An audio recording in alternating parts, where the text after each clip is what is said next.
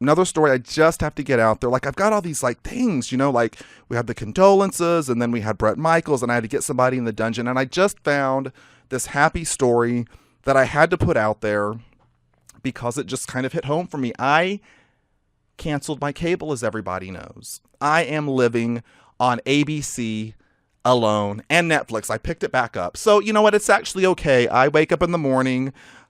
I actually miss, Actually, I was watching, when I had cable, I would watch MSNBC, as everybody knows. I am really missing Morning Joe. I really, really am. I need to figure this out. I was podcasting them, and I've gotten away from it. Canceled my cable.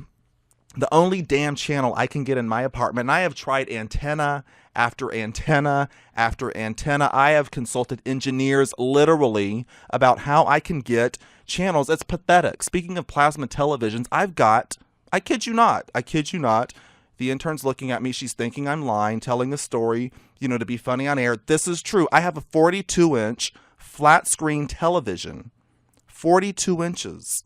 And I bought this damn thing like 3 years ago when it was $2,000. They're now like, what, $50? Anyways, 42-inch flat screen television, and the only channel I can get is ABC. So in the mornings, I've now had to switch over to, are they still calling it Good Morning America?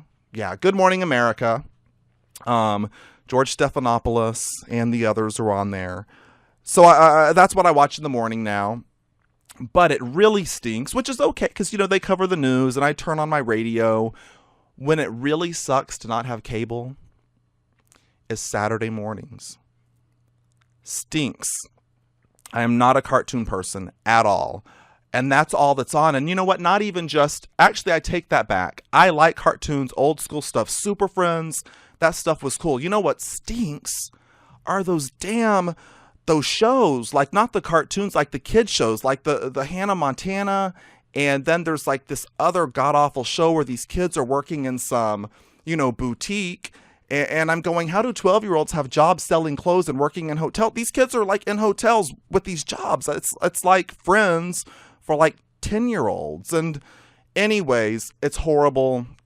But I've, been watching the stuff that kids are watching again, which I guess is good because it puts me in tune to the youth of America. It also scares the hell out of me. So I've been watching these cartoons, and so I've been thinking about cartoons a lot. I found this story out of Long Beach, New York, and I thought this was kind of cool. As I'm dogging out these cartoons, all these newfangled things that I have no idea about, get this. There is a girl. She's 12 years old. What was her name? Miriam. Out of Long Beach, New York, Miriam, a Long Beach middle school 7th grader, and her BFF.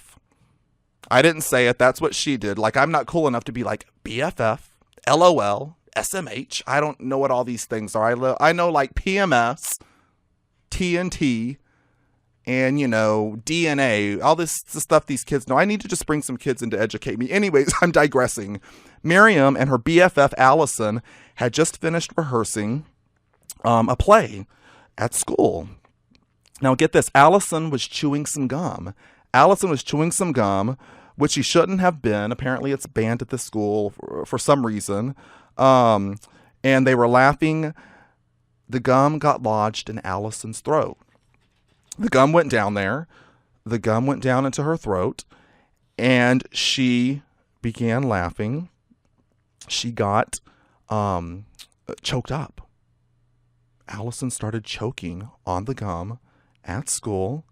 And Miriam actually performed the Heimlich maneuver on Allison.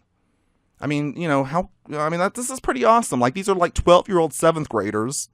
Allison's choking on her gum. Miriam goes into action, starts doing the Heimlich maneuver. And do you know where she learned to do the Heimlich maneuver?